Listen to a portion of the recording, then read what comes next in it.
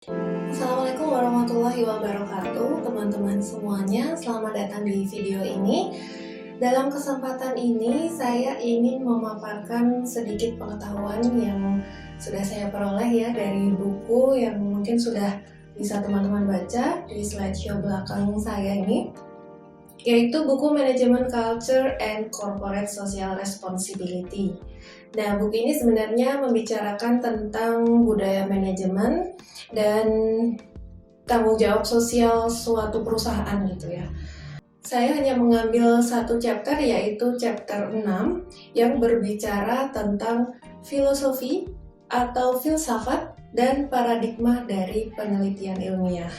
Bagi seorang peneliti yang akan melakukan analisis peran budaya manajemen dan juga tanggung jawab sosial perusahaan, itu penting untuk mengetahui filosofi dan paradigma dari penelitian ilmiah. Sebab ya itulah yang menjadi suatu dasar dari penelitian. Tidak hanya meneliti tentang peran budaya manajemen saja, tetapi penelitian pada umumnya sebaiknya seorang peneliti itu mengerti betul tentang filosofi dan paradigma penelitian. Nah, di sini ada beberapa topik yang akan dibahas ya. Topik yang akan dibahas yaitu berkaitan dengan filosofi dan paradigma penelitian. Mengapa ini menjadi penting? Karena apabila seorang peneliti akan melakukan penelitian, perlu untuk memahami filosofi dan paradigma dari penelitian itu sendiri. Untuk melakukan analisis budaya manajemen dalam tanggung jawab sosial organisasi atau perusahaan, itu perlu mempelajari seperti sistem filosofis, paradigma penelitian ilmiah, epistemologi, di dalamnya ada evaluasi pemahaman dan penerapan berbagai teori, serta praktek yang digunakan dalam penelitian ilmiah. Selanjutnya, filosofi penelitian adalah sistem pemikiran peneliti yang kemudian diperoleh pengetahuan baru tentang objek yang sedang diteliti. Sedangkan paradigma penelitian ilmiah itu terdiri dari ontologi, epistemologi, dan metodologi. Nah, di antara filosofi dan paradigma penelitian ilmiah ini saling berkaitan ya. Dalam hal ini Holden dan Lynch mengatakan bahwa pilihan metodologis itu harus dikaitkan dengan posisi sang peneliti itu sendiri, dan tentunya dengan fenomena ilmu sosial yang sedang dianalisis. Karena ini adalah ilmu sosial dan humaniora, pastinya beda dengan ilmu alam. Dalam ilmu sosial, ada beberapa paradigma, ada beberapa persepsi yang berbeda. Bahkan dalam metode kuantitatif dan kualitatif, filosofi dan paradigma peneliti bisa berbeda-beda. Jadi tergantung pada peneliti bagaimana mereka memandang suatu hakikat kebenaran itu sendiri. Lanjut pada filosofi penelitian ilmiah. Filsafat penelitian merupakan pengembangan asumsi peneliti, pengetahuannya, dan sifatnya. Disinilah muncul kata penalaran ya. Jadi orang-orang mulai sadar tentang apa itu penalaran. Nah, di sini ada pendapat ahli yang mengatakan bahwa penelitian itu berasal dari asumsi. Dari pengertian tersebut, di sini bisa diartikan bahwa para peneliti memiliki asumsi yang berbeda-beda terkait hakikat kebenaran dan pengetahuan yang ia percaya. Selanjutnya, filsafat penelitian ilmiah adalah metode yang bila diterapkan akan memungkinkan para ilmuwan untuk menghasilkan ide-ide menjadi sebuah pengetahuan dalam konteks penelitian. Jadi, filsafat dari penelitian ilmiah itu sendiri adalah sebuah cara atau metode, yaitu cara yang sistematis yang bila kita lakukan secara berurutan dan sesuai dengan metodenya, maka kita bisa menemukan atau menghasilkan ide yang kemudian terangkum dalam pengetahuan, ataupun ide itu merupakan suatu bagian dari pengetahuan yang baru, yang dikembangkan, yang lebih aktual, yang nantinya ada dalam konteks penelitian. Dan ini ada 4 kecenderungan utama filsafat penelitian yang dibedakan, dan pemikiran ini banyak dibahas oleh beberapa penulis ya. Yang pertama yaitu filsafat penelitian positivis. Di sini dalam filsafat penelitian positivis, dunia sosial itu bisa dipahami secara objektif, bisa dipandang secara objektif. Jadi kebenarannya adalah ketika kejadian sosial atau hal sosial dipandang secara objektif. Sedangkan filsafat penelitian interpretivis itu kebalikan dari positivis. Interpretivis lebih memandang bahwa dunia sosial itu bisa ditafsirkan secara subjektif, tidak hanya objektif. Berarti dalam interpretivis ini lebih menekankan pada subjek yang mengalami kejadian atau hal sosial. Jadi apa yang terjadi itu bisa ditafsirkan ke dalam beberapa penafsiran yang berbeda. Itu jika interpretivis. Selanjutnya ada filsafat penelitian pragmatis, yang kalau pragmatis ya berarti berdasarkan fakta ya, lebih banyak ditentukan oleh masalah penelitian. Yang realistik, yang terakhir filsafat penelitian realistik, yaitu yang tadi didasarkan pada asumsi untuk membangun persepsi dari sifat subjektivitas manusia ya. Nah, realistik ini lebih memandang pada asumsi yang ada pada manusia yang kemudian digunakan untuk membangun persepsi dari suatu kejadian sosial itu sendiri. Baik, kita masuk kepada paradigma penelitian ilmiah. Paradigma penelitian ilmiah dapat didefinisikan sebagai struktur luas yang mencakup persepsi, keyakinan, dan kesadaran tentang berbagai teori dan praktek yang digunakan untuk melakukan penelitian ilmiah. Nah, paradigma penelitian ilmiah ini juga digunakan untuk membantu peneliti dalam memahami filsafat penelitian ilmiah. Jadi dalam paradigma penelitian ilmiah ini bercirikan oleh prosedur yang presisi yang terdiri dari beberapa tahapan.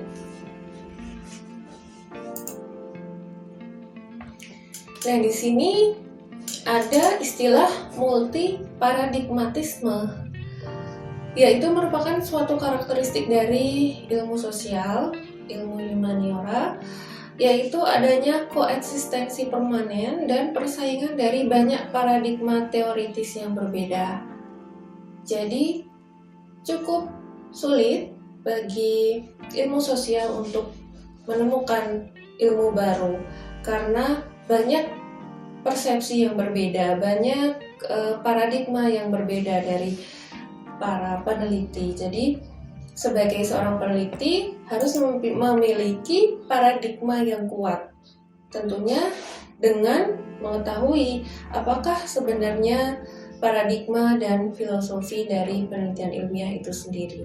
Bagaimana paradigma penelitian ilmiah ini bisa multi paradigmatisme, yaitu bergantung dari beberapa faktor ya. Di sini disebutkan ada model mental individu, tentang pandangan dunianya seperti apa, tadi persepsi yang berbeda, banyaknya keyakinan, dan sikap yang terkait dengan persepsi realitas, dan lain-lain. Keyakinan dan nilai peneliti ini penting dalam konsep ini, yaitu untuk memberikan argumen dan terminologi yang baik ya, istilah yang baik, untuk mendapatkan hasil yang bisa digeneralisasikan atau bisa digunakan, bisa diandalkan pada suatu objek tertentu. Dari perbedaan paradigma peneliti dan perbedaan filosofi, perbedaan asumsi, itu ada yang namanya positivis, konstruktivis, dan kritis yang biasa kita kenal dalam ilmu filsafat, yang itu juga termasuk dalam paradigma ilmiah, walaupun secara ontologi, epistemologi, dan metodologinya itu berbeda. Namun, tetap dikategorikan ke dalam paradigma penelitian ilmiah. Sekarang kita berbicara tentang komponen paradigma penelitian atau dimensi paradigma penelitian. Ada 3 dimensi paradigma penelitian. yaitu ontologi, epistemologi, dan metodologi. Ontologi yaitu asumsi umum yang dibuat untuk memahami hakikat masyarakat yang sebenarnya. Jadi asumsi umum yang ada di masyarakat itu seperti apa. Kalau misalnya cantik, nah ini asumsi dari cantik itu yang seperti apa? Apakah yang kulit hitam, atau yang kulit putih, atau yang bermuka bulat, atau yang bermuka kotak, seperti itu. Sedangkan epistemologi yaitu parameter umum dan asumsi terkait dengan cara terbaik untuk menjelajah dari dunia nyatanya ya. Jadi misalnya cantik itu yang berkulit hitam. Kemudian kita bertanya, parameter umumnya apa? Parameternya ya tentunya kulit yang warnanya itu mungkin tidak terlalu gelap atau yang sangat gelap, seperti itu. Dan dengan cara terbaik untuk menjelajahinya. Jadi proses, membicarakan tentang proses. Apakah cantik itu yang kulit hitam dari lahir, atau kulit hitam karena terkena sinar matahari, dan lain sebagainya. Kemudian metodologi. Metodologi yaitu kombinasi dari teknik yang berbeda yang digunakan untuk mengeksplorasi situasi yang berbeda. Nah, metodologi ini adalah kombinasi dari teknik-teknik tadi ya. Nah, definisi yang paling umum dari metodologi yaitu pendekatan umum untuk penelitian yang terkait dengan paradigma atau landasan teoritis, dan metode tersebut mencakup cara, prosedur, atau alat sistematis yang digunakan untuk pengumpulan dan analisis data. Nah, ini adalah pengertian atau definisi dari McKenzie dan Knight. Ya, ini definisi metodologi yang paling umum yang digunakan hingga saat ini ya. Jadi, yaitu tidak hanya terkait cara atau prosedur atau alat, ternyata metodologi itu juga mencakup paradigma atau landasan teoritis. Nah, itu sangat penting bagi para peneliti untuk melakukan penelitiannya. Baik, tabel inilah yang membuat McKenzie dan Knight tadi mendefinisikan metodologi itu tidak hanya tentang cara atau alat, tetapi juga tentang paradigma dan landasan teoritis ya. Dalam tabel ini terlihat ya, semisal seorang peneliti memiliki paradigma positivis. Nah, mereka sering menggunakan istilah eksperimental, reduksi, determinasi, regulatori. Padahal sebenarnya dasar metodenya atau metode dasarnya adalah kuantitatif. Walaupun paradigma ini dapat menggunakan metode kualitatif, tetapi metode kuantitatif yang dominan. Nah, untuk mengkoleksi atau mengumpulkan datanya itu menggunakan eksperimen, menggunakan tes ataupun skala. Begitupun dengan interpretivis atau konstruktivis ya, paradigma konstruktivis ini. Paradigma konstruktivis ini dasar metodenya adalah kualitatif. Walaupun kuantitatif juga sebenarnya bisa dilakukan dalam paradigma konstruktivis. Ya, dengan cara mengkoleksi datanya, cara mengumpulkan datanya bisa observasi, wawancara, studi dokumen, data analisis, dan lain sebagainya. Paradigma transformatis yaitu lebih kepada teori kritis ya, atau bisa disebut sebagai paradigma kritis. Nah, ini yang sudah mulai muncul metode kombinasi, yaitu menggabungkan antara kualitatif dan kuantitatif. Dia menggunakan pengukuran dengan spektrum yang lebih luas lagi ya dari sebelumnya. Dan yang terakhir yaitu paradigma pragmatis. Ya, ini juga bisa menggunakan kualitatif, kuantitatif, dan juga bisa menggunakan cara sama dengan positivis ya, tadi eksperimen, tes, skala, dan lain sebagainya. Baik, tabel selanjutnya yaitu di sini sudah mulai masuk kepada budaya manajemen dalam konteks budaya organisasi ya. Nah, di sini penulis ingin menunjukkan beberapa teori yang konsentrasinya adalah pada budaya manajemen. Nah, teori-teori tadi yang sudah kita sebutkan, di sini muncul adanya asumsi dari seorang peneliti bernama Sein. Di sini ada artefak, ada value, ada main asumsi, ada faktor formal dan informal. Menurut Sein, artefak digambarkan sebagai tingkat pengamatan termudah, yaitu apa yang kita lihat, apa yang kita dengar, apa yang kita rasakan. Nah, biasanya ini kita hanya melihat dari luarnya saja, belum benar-benar tahu apa yang sebenarnya terjadi, apa yang sebenarnya ada di dalam sebuah organisasi.